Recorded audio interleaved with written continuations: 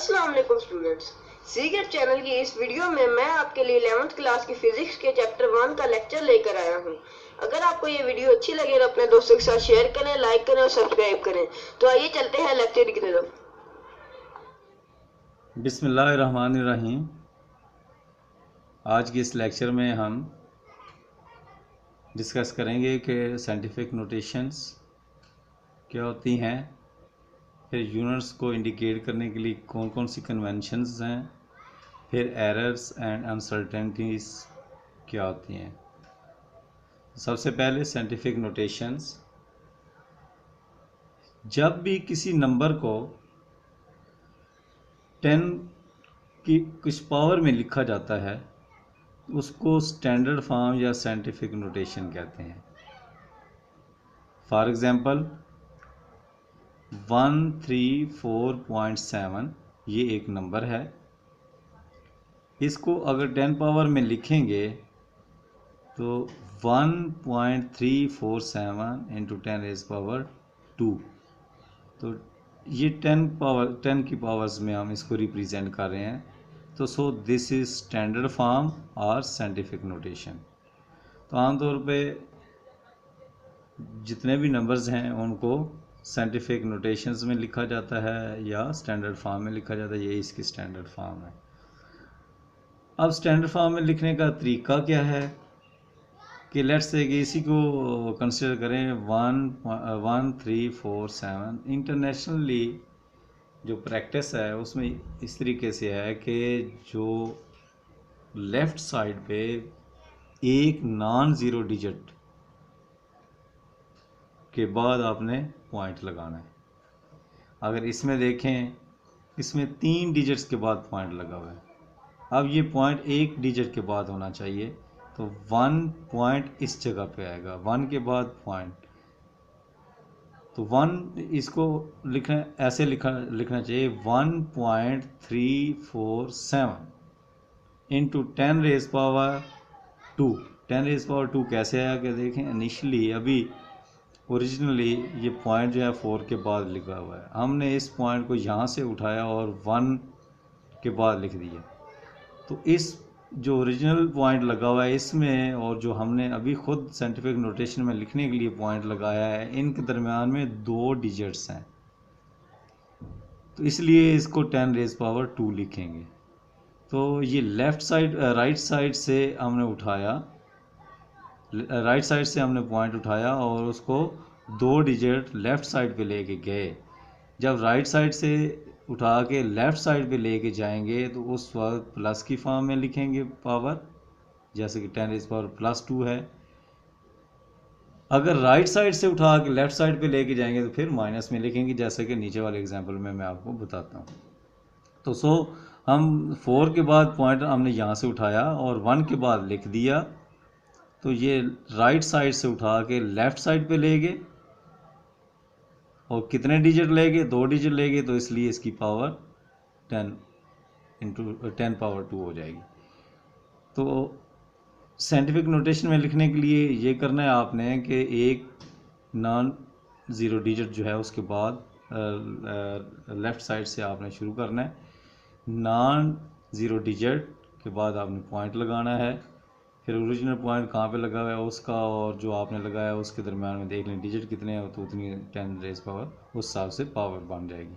तो इसकी पावर बन गई 1.347 इंटू 10 रेज़ पावर 2। तो इसको साइंटिफिक नोटेशन या स्टैंडर्ड फॉर्म में जब हमने लिखा तो ये 1.347 इंटू 10 रेज़ पावर 2 बन गया। अब दूसरी एग्जांपल देखते हैं। दूसरी एग्जांपल में 0.0023 लिखा हुआ है। इसको स्टैंडर्ड फॉर्म में या साइंटिफिक नोटेशन में कैसे लिखेंगे कि इधर से देखें, लेफ़्ट साइड से आप राइट साइड की तरफ चलें तो 2 पहला ऐसा डिजिट है जो कि नॉन ज़ीरो डिजिट है। इसके अलावा तो ये तो 0 है ना, तो ये आ जाएगा 2.3। तो ये 0 यहाँ पे लगा हुआ है, इसको यहाँ से उठाया 2 के बाद लगा दिया और ओरिजिनल 0 यहाँ पे था और अभी हमने जो 0 लगाया है वो 2 के बाद लगाया। 2 और इस 0 के दरमियान में टोटल डिजिट्स 3 है, और इस पॉइंट को हम लेफ़्ट साइड से उठा के राइट साइड पे लेके आ रहे हैं, तो इसलिए इसकी पावर माइनस में होगी। तो ये इसको जब साइंटिफिक नोटेशन में लिखेंगे तो 2.3 इंटू 10 रेज पावर -3 लिखेंगे। तो ये तरीका है साइंटिफिक नोटेशन में नंबर्स को लिखने का। तो ये scientific notation 2.3 into 10 raise power -3 हो जाएगा, और ऊपर वाले एग्जांपल में प्लस 1.347 इंटू 10 रेज पावर 2। तो प्लस का कैसे लगता है और माइनस कैसे लगता है, इसकी समझ आ गई होगी। तो देख लेते हैं। Numbers are expressed in standard form called scientific notation which implies powers of 10. The internationally accepted practice is that there should be only one non-zero digit left of the decimal. Decimal जो है उसके left पे सिर्फ one non digit zero होना चाहिए। जैसा कि इसमें देखें, इस पॉइंट के से पहले 1 है, इसमें पॉइंट से पहले 2 है, तो ये एक ही डिजिट तो पॉइंट से पहले एक डिजिट होना चाहिए, बाकी पॉइंट के बाद होना चाहिए, और उसको 10 की पावर्स में लिखा। तो दिस इज साइंटिफिक नोटेशन और स्टैंडर्ड फॉर्म। अब बात कर लेते हैं conventions for indicating units. Units को इंडिकेट करने के लिए क्या क्या कन्वेंशंस इंटरनेशनल यूज़ होती हैं, वही हमने भी यूज़ करनी है। ये नहीं कि हम अपनी बनाएं, जो स्टैंडर्ड एक दफ़ा सेट हो चुका है उसी स्टैंडर्ड को हमें फॉलो करना पड़ता है। यूज़ ऑफ ऐसा units require special care, more particularly in writing prefixes. Following points should be kept in mind while using units. सबसे पहला पॉइंट जो है फुल नेम ऑफ यूनिट। अब जब भी किसी क्वांटिटी का आप यूनिट लिखते हैं तो उसके लिए ज़रूरी नहीं कि आप सिंबल ही लिखें। जैसे कि न्यूटन लिखते हैं, न्यूटन के लिए सिंबल हम n यूज़ करते हैं, तो आप पूरा न्यूटन भी लिख सकते हैं। लेकिन अगर आपने पूरा न्यूटन लिखना है तो उसका फर्स्ट लेटर जो है वो आपने कैपिटल नहीं लिखना, स्मॉल लिखना है। Full name of unit does not begin with the capital letter. वो हमें कभी भी कैपिटल लेटर से बिगिन नहीं होगा। उसकी वजह मैं बता देता हूँ। Even if name after a scientist, बेशक वो साइंटिस्ट के नाम से हो, जैसे कि न्यूटन, फोर्स जो है उसका यूनिट न्यूटन है, तो आपने पूरा न्यूटन लिखना है तो आपने न्यूटन का n जो है वो कैपिटल नहीं डालना। इसकी रीज़न ये है कि जब कैपिटल n डालेंगे तो उसका मतलब ये होगा कि वो साइंसदान के नाम की बात कर रहे हैं, साइंसदान का अपना नाम। तो साइंसदान का नाम प्रॉपर नाउन है और ये यूनिट है जो कि कॉमन नाउन है। तो प्रॉपर नाउन के लिए जब बात करेंगे तो उसका मतलब ये है कि उस साइंसदान के नाम की बात कर रहे हैं, उस साइंसदान बंदे की बात कर रहे हैं। तो जब न्यूटन लिखेंगे, सवाल से लिखेंगे, तो उसका मतलब ये है कि ये बंदे का नाम नहीं है, क्योंकि बंदे का नाम हमेशा कैपिटल से स्टार्ट होता है। तो ये एक यूनिट है जो कि उस बंदे के नाम पे रखी गई है। तो जब भी आपने पूरा नाम लिखना है, जॉल लिखना है, न्यूटन लिखना है, वाट लिखना है, तो आपने हमेशा फर्स्ट लेटर जो है वो स्मॉल लिखना है, कैपिटल लेटर से नहीं लिखना। तो पूरा नाम लिखने के लिए ये एक तरीकाकार है, ये कन्वेंशन है। लेकिन अगर आपने सिंबल लिखना है, न्यूटन के लिए n, वाट के लिए w, जॉल के लिए j, तो फिर आपने कैपिटल लिखना है। सिंगल एक जब आपने लेटर यूज़ करना है सिंबल के तौर पे, तो वो आपने कैपिटल ही लिखना है। तो जब पूरा नाम लिखना है तो वो स्मॉल से स्टार्ट करना है, लेकिन अगर आप सिंबल यूज़ करेंगे तो वो आपने कैपिटल लिखना है। दूसरी कन्वेंशन ये है, the symbol of the unit named after a scientist has initial capital letters such as n। Newton के लिए n, जॉल के लिए j। और पास्कल की बात करेंगे तो p a है, तो p जो है कैपिटल होगा और a आपका स्मॉल होगा। तो फर्स्ट लेटर कैपिटल होना चाहिए और सेकंड आपका स्मॉल, बाकी स्मॉल होना चाहिए। तो जब सिंबल यूज़ करें तो उसमें फर्स्ट कैपिटल, और जब पूरा नाम यूज़ करें तो पूरे का पूरा स्मॉल लेटर्स में आपने लिखना है। तो ये दो कन्वेंशंस तो ये हो गए। तीसरी कन्वेंशन है प्रीफिक्सेस की। जैसे कि ये प्रीफिक्सेस जो कि पावर्स ऑफ 10 में आप देख रहे हैं टेबल में, अगर आप किलो की बात करें, ये देखें किलो 10⁻³ होता है, डेका 10⁻1। चलें आपको जो याद है किलो। उसके बाद अगर सेंटी की बात करें 10⁻², इसका सिंबल सी, स्मॉल सी। उसके बाद माइक्रो 10⁻⁻6, नैनो 10⁻⁻। तो ये आपको प्रीफिक्सेस हमने पहले पढ़े हुए हैं। तो जब भी प्रीफिक्सेस लिखने हैं तो ज़ाहिर बात है, अगर मैं कहता हूँ 10⁻³ जो कि 1 किलो के इक्वल है, उसका सिंबल के है, तो ये या तो किलोमीटर होगा या किलोग्राम होगा या कोई और क्वांटिटी है। तो अगर किलोमीटर की बात करूं तो ये नहीं आपने कर देना कि किलो लिखें फिर स्पेस डालें और मीटर लिख दें। ये बगैर स्पेस के आपने लिखना है। The prefixes should return before the unit without any space. Space नहीं डालनी। जैसे कि अगर साइंटिफिक नोटेशन में आपके पास एक नंबर लिखा हुआ 1 × 10⁻³ मीटर, तो 10⁻³ इज इक्वल टू मिली। इसकी जगह पे मिली लिख सकते हैं। सो ये this can be written as 1 millimetre. तो ये 1 मिलीमीटर। तो ये नहीं कर देना कि 1 मिली फिर स्पेस डाल दें और मीटर, तो ये गलत हो जाएगा। तो इसकी वजह ये है कि जब भी हम दो यूनिट्स को कंबाइन करके लिखते हैं फिर स्पेस डालते हैं, तो ये मिली तो प्रीफिक्स है, यूनिट तो उसका बेस यूनिट जो है वो तो मीटर ही है। तो ये इसको इकट्ठा ही लिखना है। जिस तरह सेंटीमीटर लिखना है तो cm इकट्ठा बगैर स्पेस के लिखना है, मिलीमीटर किलोमीटर लिखना है तो km, तो इनके दरम्यान में स्पेस नहीं डालनी। A combination of base unit is written each with one space। उनमें 1 स्पेस आपने डाल दी। जैसा कि न्यूटन मीटर, ये दो यूनिट्स का कॉम्बिनेशन है, न्यूटन एंड मीटर। तो न्यूटन के लिए सिंबल हम कैपिटल N यूज़ करते हैं और मीटर के लिए स्मॉल m, तो न्यूटन मीटर।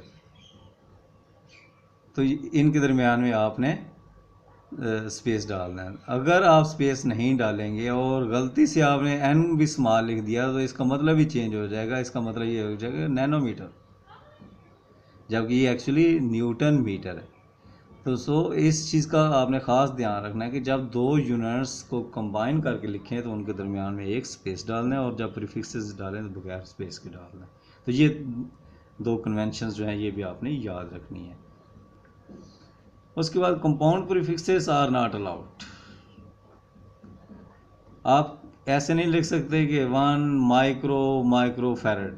लेट से माइक्रो का मतलब 10⁻⁻⁶, जैसे कि आप यहाँ पे देख सकते हैं माइक्रो म्यू 10⁻⁻6, और दूसरा माइक्रो जो है इसका मतलब 10⁻⁻6। तो -6 और -6 -12 होता है। तो अगर आप यहाँ से देखें तो 10⁻⁻12 इज इक्वल टू 1 पिको। तो माइक्रो लिखना जो है वो गलत है, इसकी जगह पे आप पिको लिखेंगे। Micro compound prefixes are not allowed. इसको एक ही दफ़ा आप लिखेंगे 1 पिको फैरड। उसके बाद नोटेशन, आपके पास एक नंबर है 5 × 10⁻⁴ सेंटीमीटर। देखें ये साइंटिफिक नोटेशन में लिखा हुआ है, लेकिन ये बेस यूनिट नहीं है सेंटीमीटर, ये प्रीफिक्सेस की फॉर्म प्रीफिक्स है सेंटी। इसको आप बेस यूनिट में कन्वर्ट करें तो सेंटी इज इक्वल टू 10⁻⁻²। तो ये टोटल बन जाएगा 10⁻⁴, सेंटी की जगह 10⁻⁻²। तो ये इन दोनों को सॉल्व करेंगे तो 10⁻² रह जाएगा। तो इसको बेस यूनिट्स में लिखने का तरीका ये होगा कि 5 × 10⁻² मीटर।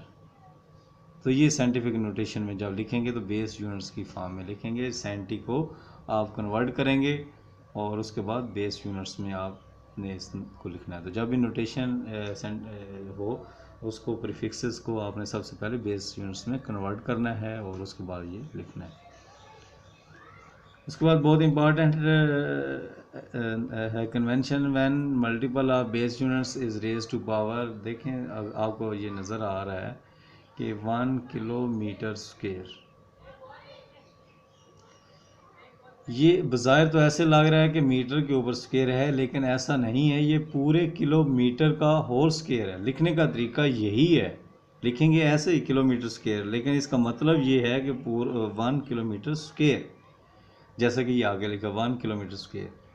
तो जब भी आप इसकी पावर लेंगे तो उसका मतलब ये नहीं कि बेस क्वांटिटी की ही पावर है, वो प्रीफिक्स की भी पावर होती है जो आपने यूज़ किया है। तो 1 किलो का मतलब 10 रेज़ पावर 3 होता है।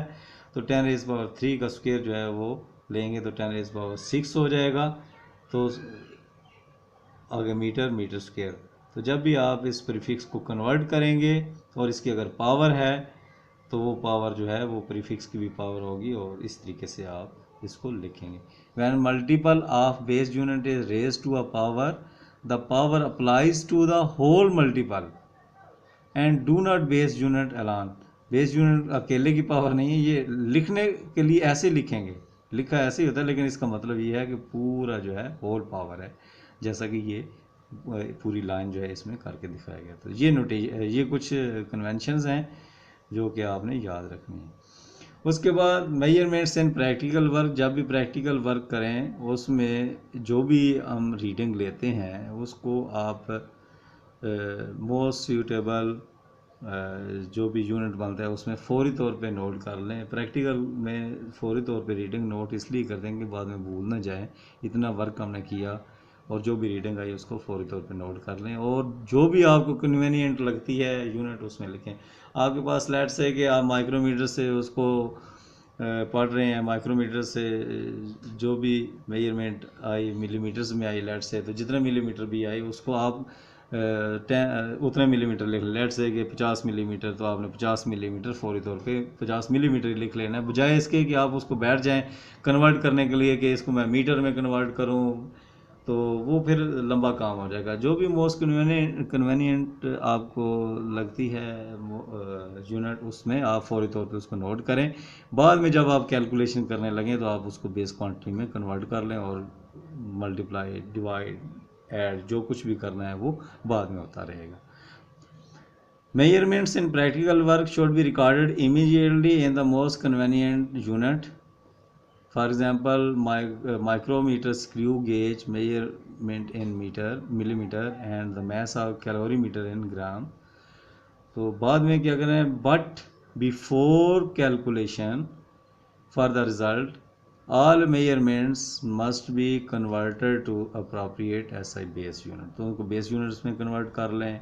ये नहीं कि आपने एक मिलीमीटर में ले ली है और दूसरे माइक्रोमीटर में ले ली है तो इनको मल्टीप्लाई कर रहे हैं, नहीं, मिलीमीटर को भी आपने बाद में मीटर में कन्वर्ट करना है, माइक्रोमीटर को भी कन्वर्ट करना है। फिर जब एक जैसी बेस यूनिट्स हो जाएंगी तो तब आप इनको मल्टीप्लाई या डिवाइड या ऐड वगैरह कर सकते हैं। तो ये थी कुछ कन्वेंशंस के यूनिट्स को लिए क्या कन्वेंशंस हैं। उम्मीद है कि आपको इनकी समझ आ गई होगी। तो नेक्स्ट टॉपिक है हमारा एरर्स एंड अनसर्टेनिटीज़। सबसे पहले एरर क्या होता है? The difference between individual result and the true value is known as error. Error delta is equal to measured value minus true value. इसकी एग्जांपल मैं आपको ऐसे देता हूँ कि लेट्स से कि आप एक चीज़ लेते हैं कोई भी, उसके ऊपर लिखा होता है कि इसका मैथ जो है वो 2 kg है, तो दिस इज़ ट्रू वैल्यू। लेकिन आप मेजर करते हैं तो वो निकलती है 2.1 kg। तो इसका मतलब ये कि 0.1 kg उसका वेट जो है, मैथ जो है वो ज़्यादा आया जब आपने मेजर किया, जो कि उसने क्लेम किया है कि इसका वेट इतना है। तो उन दोनों वैल्यूज़ में जो डिफरेंस है 2.1 minus 2.1 is measured value minus 2 which is equal to 0.1 kg, तो दिस इज़ एरर। इसी तरह ये भी हो सकता है कि उसके ऊपर लिखा हो कि इसका मैथ जो है वो 2 kg है, आपने जब मेजर किया तो 1.95 kg आया, तो इसमें जो एरर आएगा 1.95 minus 2 which is equal to 0.05 kg का एरर है। तो so difference between individual result and true value is known as error. Error कैसे आया, होना तो नहीं चाहिए, लेकिन एरर आने की कई वजूहत हैं। सबसे पहले वजह ये हो सकती है कि नेग्लिजेंस और इनएक्सपीरियंस ऑफ अ पर्सन, कि जिस बंदे ने वो चीज़ पैक की उसने थोड़ा सा फ़र्क जो है उसको निगलेक्ट कर दिया, या उसका एक्सपीरियंस नहीं कि ये जो है चल जाएगा या नहीं चल जाए, वो उसने यही सोचा कि बस ये चल जाएगा, बस 2 kg पूरा हो गया। दूसरी वजह ये हो सकती है कि फॉल्टी ऑपरेटस, जिस ऑपरेटर से उसने उसकी वैल्यू ली वो फॉल्टी हो सकता है। उसके बाद तीसरी वजह ये है कि इन अप्रोप्रिएट मेथड और टेक्निक, जिस टेक्निक से उसने मेजर किया वो टेक्निक उसकी ठीक नहीं है। आप भी अगर बाज़ार जाएं तो देखें आजकल हर जगह पे डिजिटल बैलेंस मौजूद हैं। जो भी चीज़ आप लेते हैं वो जब आपको तोल के देते हैं तो डिजिटल बैलेंस यूज़ करते हैं। तो एक ही चीज़ आप लें, उसको जब तोलने के बाद आप उसको एक कोने पे रखेंगे तो उसका कुछ और रिज़ल्ट आएगा, दूसरे कोने पे रखेंगे तो और आएगा, दरमियान में रखेंगे तो कुछ और आएगा। जो तरीक़ाकार है वो ये है कि दरमियान में आप रखें और उसका जो भी मैस आता है वो ले। तो ये इम्प्रॉप्रिएट मेथड है, मेथड जो है वो उसका पता नहीं जिसने वो चीज़ पैक की है, तो दिस इज़ एरर। तो एरर के ये सोर्सेज हो सकते हैं। उसके बाद टाइप्स ऑफ एरर, एरर्स की टाइप्स कितनी हैं? There are 2 major types of errors, random error फिर सिस्टमेटिक एरर।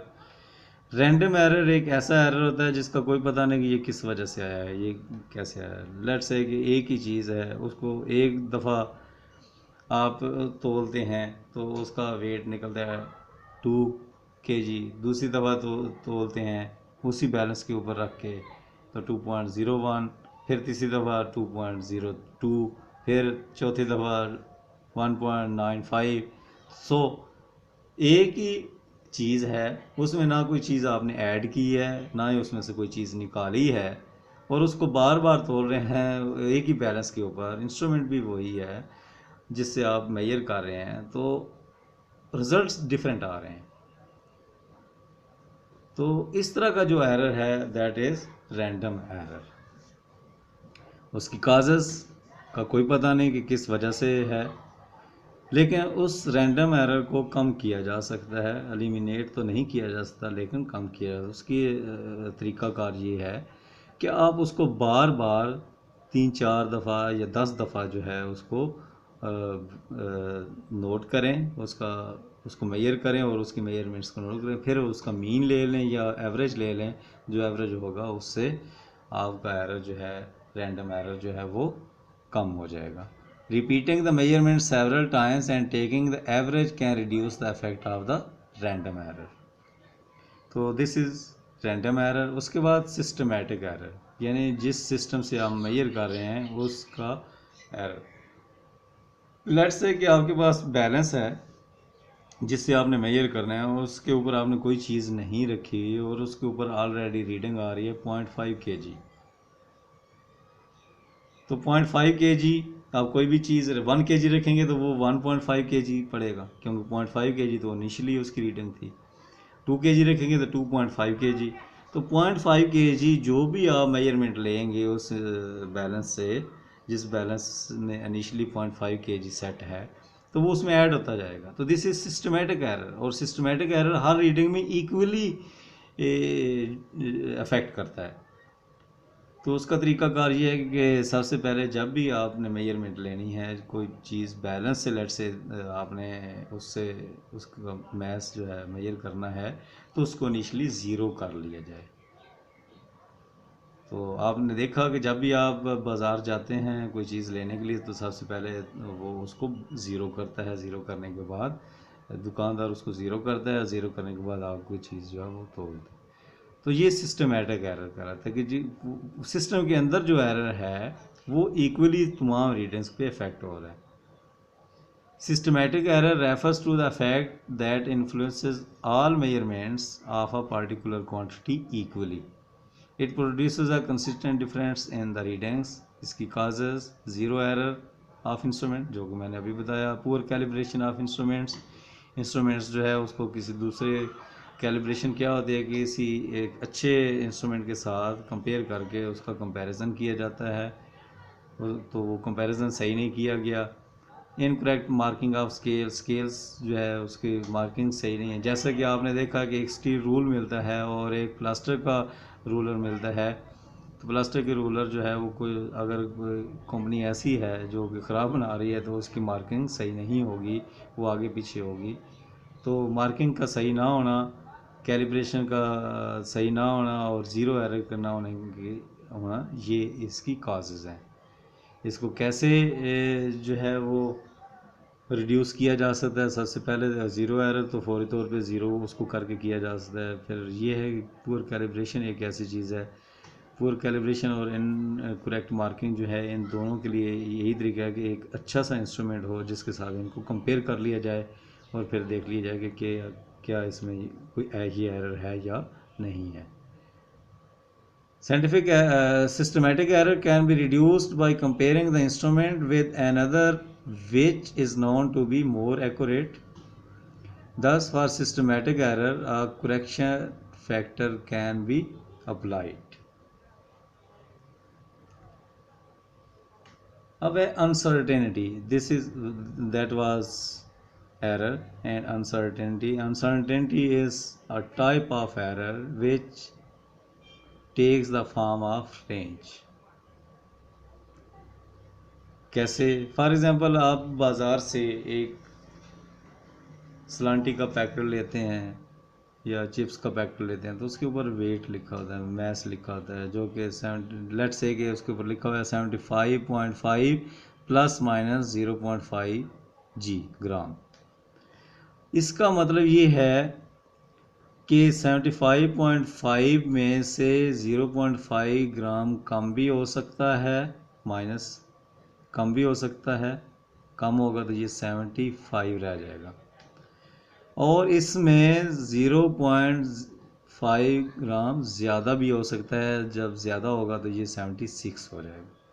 तो इसका मतलब ये 75.5 प्लस माइनस 0.5 ग्राम, इसका मतलब ये है कि ये जो आपके हाथ में चीज़ है जिसके ऊपर ये मैस लिखा हुआ है, इसका मैस 75 से लेके 76 के दरमियान में होगा। तो ये एक रेंज है।